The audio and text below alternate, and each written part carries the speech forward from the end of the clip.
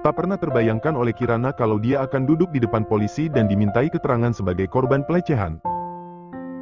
Dengan suara gemetar dia menceritakan kronologis yang terjadi. Tubuhnya gemetar, jantungnya berdetak tak normal ketika mengingat kembali bagaimana bajingan itu melecehkannya secara verbal dan bibirnya dicium paksa. Untung saja Caraka yang walaupun berantakan dengan luka-luka di wajahnya menemani dan menggenggam tangannya memberi kekuatan. Perkelahian tadi bisa dipisahkan setelah pihak keamanan, karyawan hotel dan beberapa tamu turun tangan menahan Caraka dan kedua bajingan yang sama-sama dibutakan oleh amarah. Kedua belah pihak masih mencoba merangsak maju seperti ayam jago yang siap beradu, sampai akhirnya polisi datang dan menggiring mereka berempat ke kantor polisi. Kirana dan Caraka berada sebentar di kantor polisi hanya untuk memberikan keterangan, kemudian menyerahkan semuanya kepada Dimas, pengacara Mahesa Group, yang datang setelah ditelepon oleh Yesi, sekretaris Caraka. "Wajahmu jadi luka begini." Kirana membersihkan luka di sudut bibir Caraka sebelum mengolesinya dengan salep kemudian menutupnya dengan plester luka. "Tampannya berkurang ya?" ucap Caraka membuat Kirana sedikit tersenyum. "Tidak, malah bertambah keren." Mereka kembali tersenyum, tapi Caraka bisa melihat kesedihan, amarah, dan juga luka di mata dan suara Kirana, membuat Caraka menangkup pipi kekasihnya itu. "Jangan sedih lagi, akan ku pastikan mereka membusuk di penjara." Caraka berkata dengan bersungguh-sungguh membuat mata Kirana berkaca-kaca sebelum akhirnya terisak. Caraka memeluk tubuh Kirana, memberinya kenyamanan juga tempat untuk dia bersandar dan mengeluarkan semua emosi yang tadi sempat tertahan. Entah berapa lama Kirana menangis dalam pelukan Caraka di atas sofa hitam apartemen pria itu, sampai akhirnya dia berkata, "Aku merasa hina dan kotor." Kirana mengerutkan tubuhnya yang gemetar membuat Caraka mengeratkan pelukannya. "Dia telah menyentuhku, bajingan itu menyentuhku." Kirana berteriak dan kembali meraung menangis, membuat Caraka kembali dilanda amarah mengingat para bajingan itu. Dia mengeratkan pelukannya merasakan kesakitan secara mental yang dirasakan kekasihnya. Pelecehan apapun bentuknya tetaplah pelecehan. Tidak ada kata hanya dalam sebuah pelecehan. Menderita fisik dan mental, merasa diri hina, kotor, seolah tak layak untuk hidup, hingga keinginan untuk mengakhiri hidup tak jarang melintasi benak mereka, dan tak sedikit pula yang akhirnya menyerah dan melakukan bunuh diri. Ada pula yang hidup, tapi akhirnya menjadi gila. Sungguh, mereka manusia hebat yang masih bisa berdiri tegak, melanjutkan hidupnya setelah menjadi korban ruda paksa. Tak bisa terbayangkan bagaimana menderitanya seorang korban ruda paksa yang seluruh tubuhnya disentuh oleh iblis yang menjelma menjadi manusia. Tak sedikit pelaku ruda paksa yang melenggang bebas begitu saja, tapi tak sedikit pula yang akhirnya mendekam di penjara. Tapi hanya itu. Setelah mereka bebas, mereka kembali bisa menikmati hidup seolah tinggal di Hotel Prodeo beberapa bulan bahkan tahun telah menghapus dosanya. Sedangkan si korban, mereka akan terus merasakan penyiksaan itu seumur hidupnya. Hidup dengan perasaan hina dan kotor, serta dalam ketakutan dan trauma yang terus menghantuinya setiap melihat tubuh sendiri yang telah dijamah dengan paksa. Itu juga yang dirasakan Kirana ketika dia merasakan perih dari luka di bibirnya. Berapa kali pun dia mencuci, menggosoknya menggunakan sabun, perasaan jijik itu tak mau hilang. Dia melihat pantulan wajahnya di kaca yang berada di atas wastafel kamar mandi Caraka. Wajahnya pucat sembab, mata dan hidungnya merah, bibirnya sedikit bengkak karena luka yang membuat Kirana kembali menangis. Dia kemudian melihat lengannya dan tiba-tiba merasa seolah ada lengan kotor yang mencengkram lengan dan tengkuknya. Membuat Kirana kembali menggosok lengan dan tengkuknya sambil terisak dan berubah menjadi tangisan sambil terus menggosok lengan dan tengkuknya. "Sayang, sayang." Caraka menggedor pintu kamar mandi merasa cemas mendengar tangisan Kirana di dalam. Seolah tak mendengarkan gedoran dan panggilan Caraka, Kirana terus menggosok lengan, tengkuk dan bibirnya sambil terisak. Di luar Caraka dengan tergesa mengambil kunci cadangan dan dengan cepat membuka pintu kamar mandi. Seketika hatinya merasa sakit melihat kondisi Kirana yang benar-benar terlihat hancur, lengan dan tengkuknya sudah benar-benar memerah, wajahnya basah oleh air mata, pakaiannya pun sedikit basah. Tanpa banyak bicara Caraka menarik Kirana ke dalam pelukan walaupun awalnya ada penolakan. Kirana berteriak, mencoba melepaskan diri dari dekapan Caraka. Tapi dia tidak menyerah, dia terus memeluk Kirana erat sambil terus mengucapkan kalimat-kalimat menenangkan. "Ini aku, Caraka, kamu aman sekarang, sayang, SSSTTT, kamu aman sekarang." Perlahan Kirana mulai tenang, tak lagi memberontak dan tak ada lagi penolakan sebelum akhirnya tak sadarkan diri.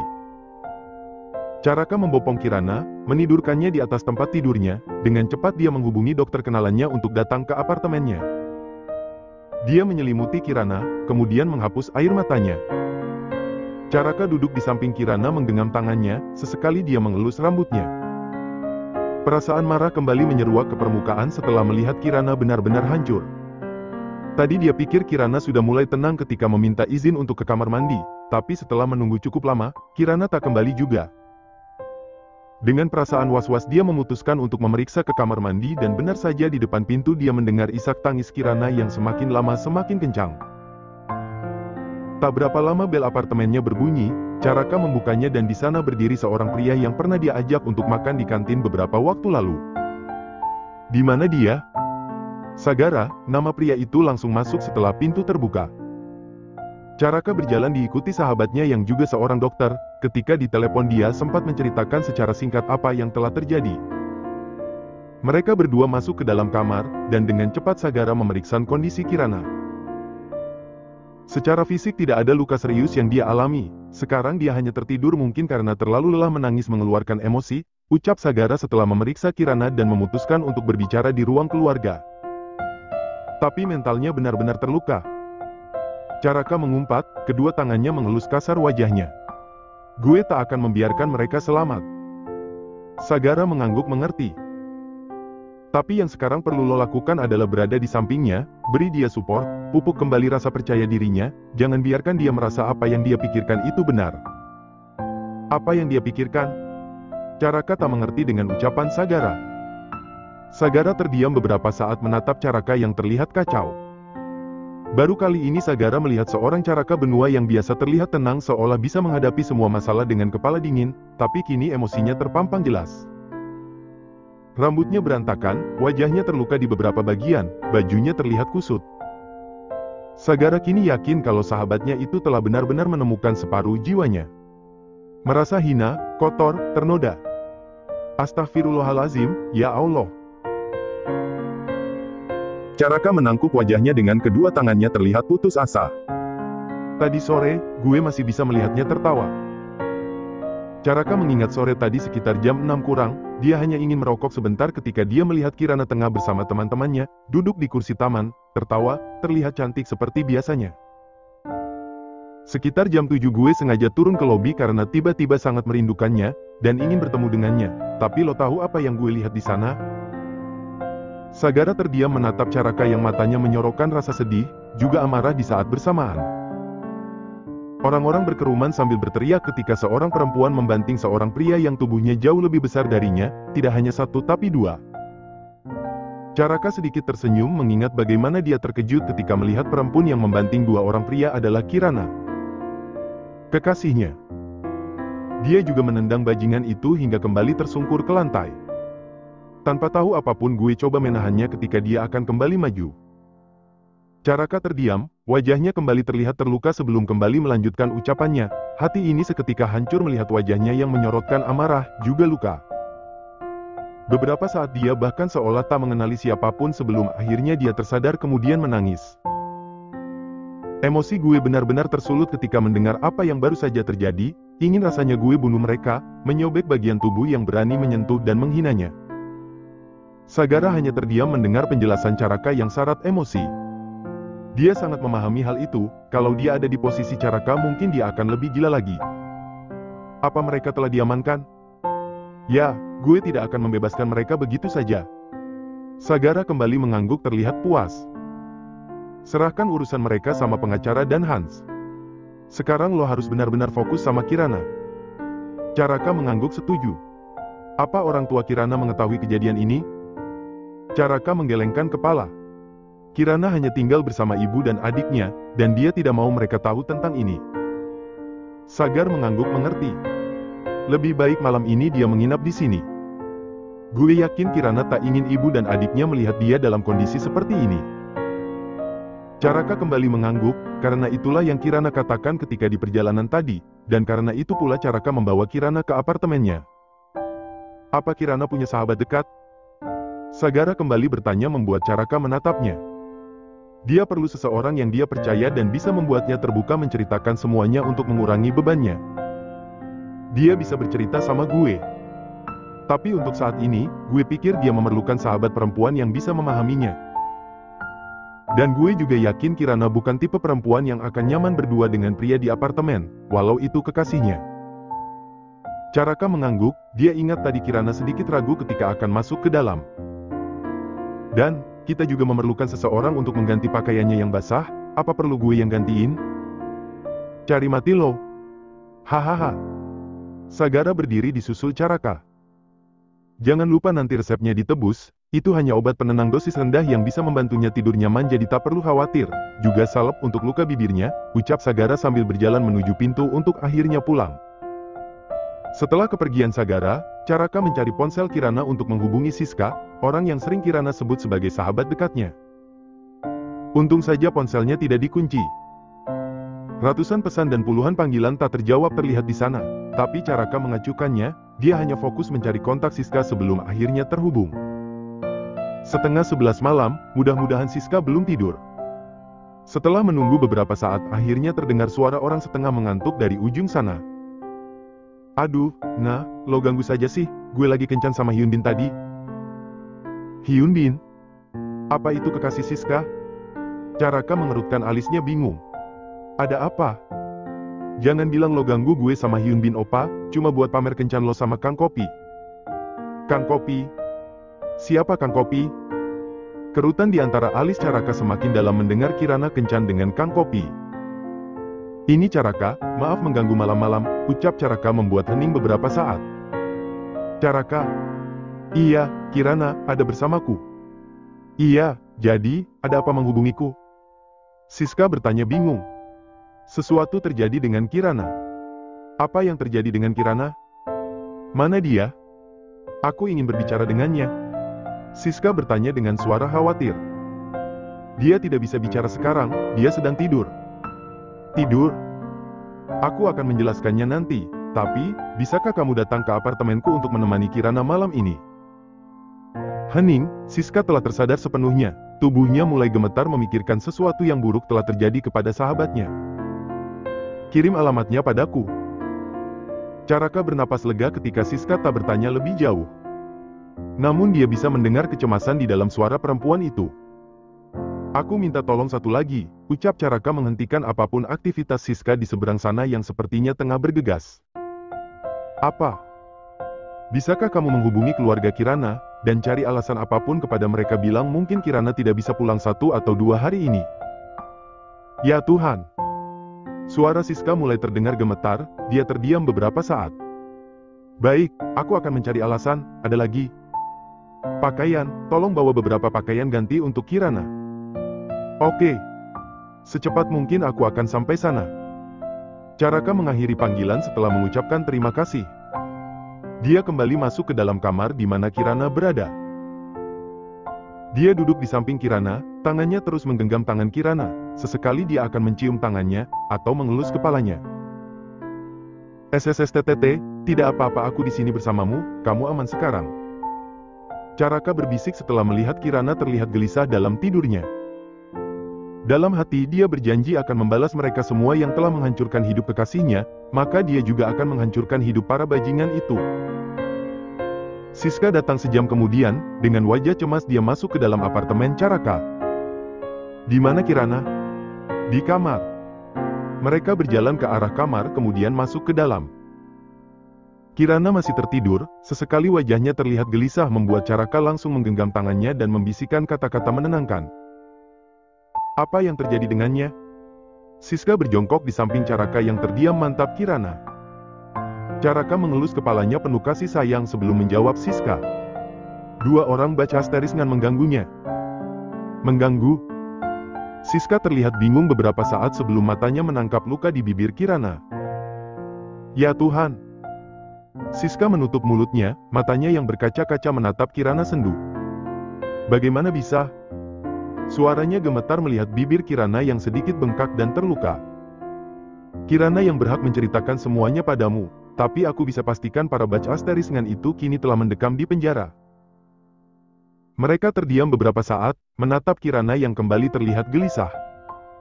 Bisa aku titip Kirana sebentar? Ada apotek 24 jam di bawah.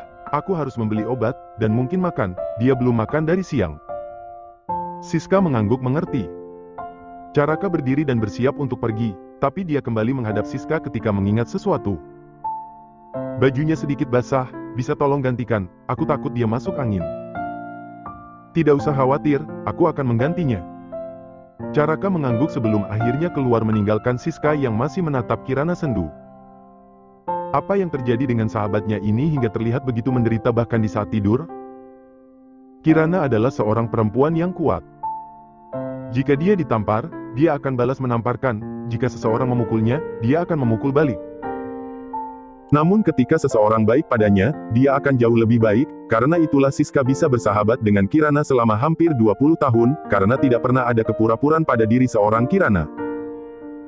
Namun melihat kondisi Kirana saat ini, dengan luka di bibir dan lengannya yang memerah, Siska bisa menebak secara garis besar apa yang telah terjadi. Dadanya terasa sakit, tubuhnya ikut gemetar membayang kalau tebakannya benar. Dengan tangan gemetar dia mencari kaos yang tadi dengan asal dan cepat dia masukkan ke dalam tas. Siska akhirnya menemukan sebuah kaos biru muda yang akan terasa nyaman untuk dipakai tidur. Dia tengah menutup tasnya kembali ketika terdengar erangan suara kecemasan dari arah tempat tidur membuat Siska dengan cepat kembali ke samping Kirana. Nah, Kirana, ini gue Siska.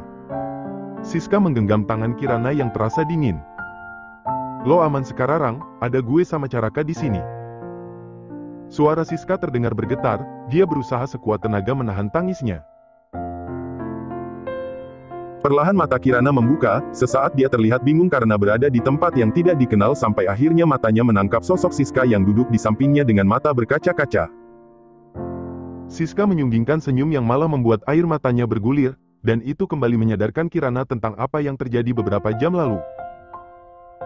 Sesaat mereka hanya saling tatap dengan mata yang berkaca-kaca, tangan mereka saling menggenggam erat, dada mereka sama-sama terasa sakit, sebelum akhirnya mereka berangkulan dan sama-sama menangis. Sebagai perempuan dan seorang sahabat, tak perlu penjelasan panjang lebar untuk Siska bisa memahami betapa terlukanya sahabatnya saat ini. Dia hanya akan memeluknya erat, menangis bersamanya, tanpa bertanya, kenapa? Dia akan berada di sampingnya sampai Kirana siap untuk bercerita. Entah berapa lama mereka berpelukan sambil menangis, sampai akhirnya Kirana merasa bebannya sedikit terangkat, tak seemosional tadi lagi.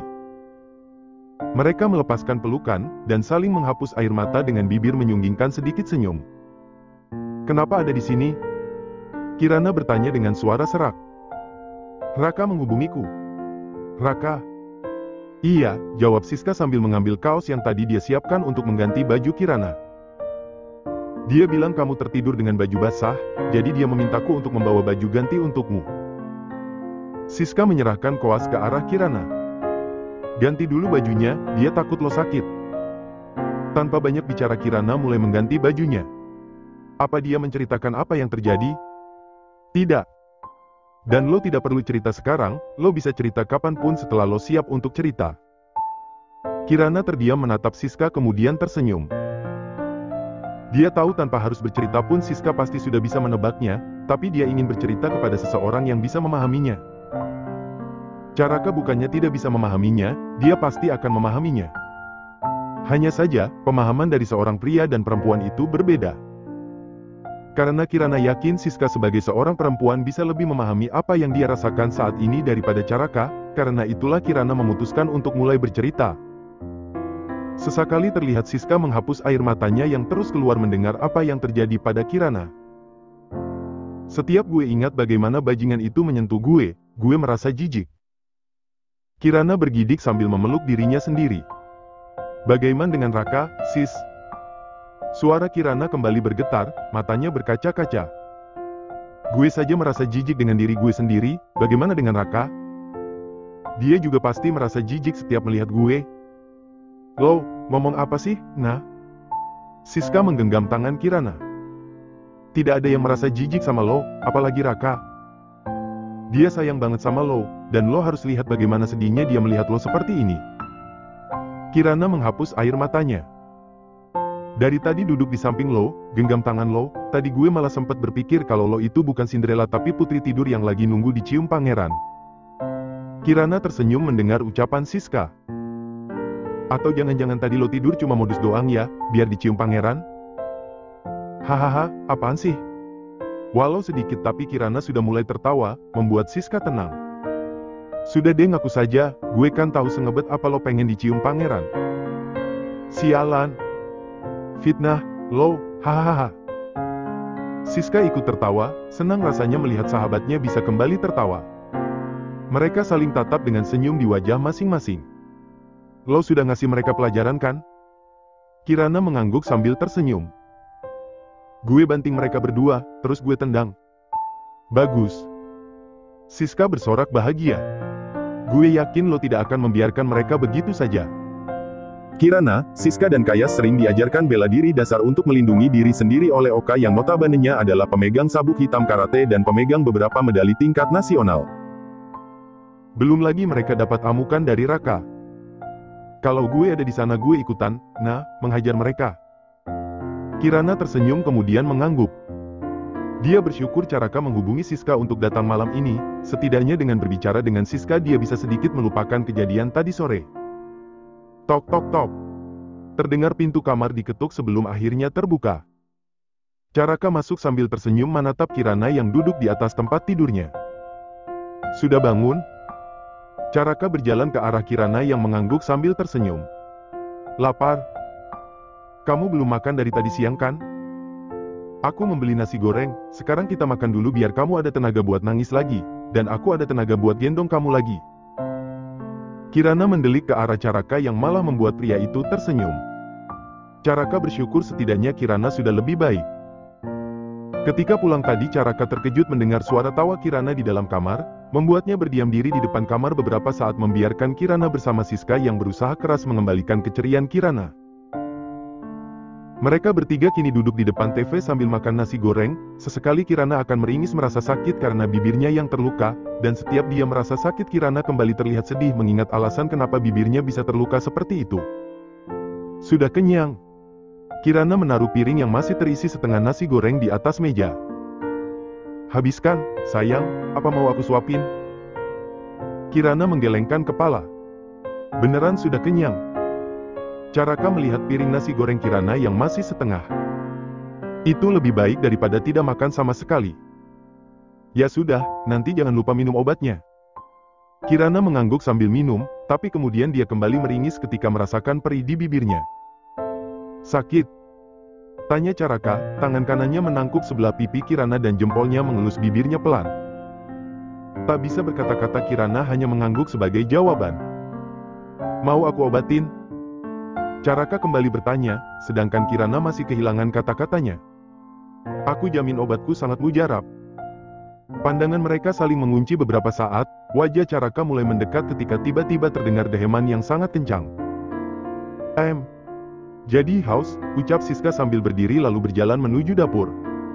Lanjutkan saja pengobatannya, anggap saja gue ini hanya pohon kaktus hiasan meja dapur, atau botol kecap. Atau toples kerupuk. Terserah kalian saja, gue orangnya fleksibel kok bisa jadi apapun. Siska terus mengoceh sambil berjalan menuju dapur meninggalkan Caraka dan Kirana yang saling pandang sebelum akhirnya mereka tertawa sambil menggelengkan kepala. Caraka tiba-tiba memeluknya membuat Kirana tersentak sesaat, tapi kemudian dia kembali tenang dalam pelukan Caraka. So glad to see your smile again, sangat senang melihat senyummu lagi, bisik Caraka membuat Kirana tersenyum. I love you Kirana Az-Zahra, I love you.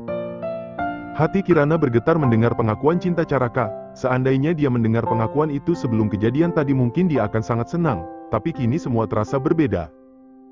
Tapi aku, baca asteriskan itu sudah.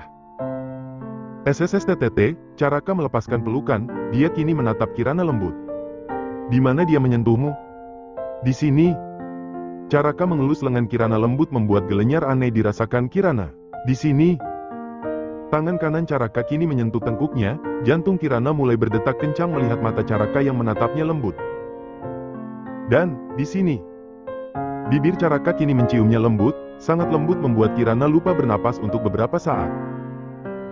Sentuhan yang lembut seolah menghapus semua rasa jijik, hina dan kotor yang dirasa Kirana beberapa saat lalu, berganti dengan perasaan dicintai dengan teramat sangat. Menumbuhkan kembali perasaan percaya diri yang tadi sempat hancur. I love you, just the way you are, Kirana Az-Zahra. Caraka kembali membisikkan kata cinta dengan penuh keyakinan membuat Kirana tersenyum. Thank you for loving me, I love you too, Caraka Benua. Mereka tersenyum dengan mata saling pandang, wajah mereka kembali mendekat ketika tiba-tiba. Permisi, terdengar suara dari arah dapur. Pengobatannya sudah selesai belum? Kirana dan Caraka tersentak terkejut sesaat sebelum mereka saling pandang dan tertawa. Hari itu Kirana merasakan titik terendah dalam hidupnya, dilecehkan baik fisik maupun verbal, merasa diri kotor, hina dan menjijikan. Namun dia juga patut bersyukur karena dikelilingi orang-orang yang sangat peduli padanya, orang-orang yang akan selalu ada untuknya, seperti Siska, sahabat sejatinya, juga Caraka, lelaki yang dulu dia anggap mustahil dia miliki. Kini pria itulah yang berdiri paling depan untuk membelanya, memeluknya untuk memberi kenyamanan, dan membisikkan kata cinta yang kembali memberi kehangatan dalam hatinya. Ya, mungkin dia bukan seorang putri raja, tapi dia adalah anak, kakak, sahabat, dan kekasih yang berharga bagi orang-orang yang mencintainya. Dia patut bersyukur untuk itu.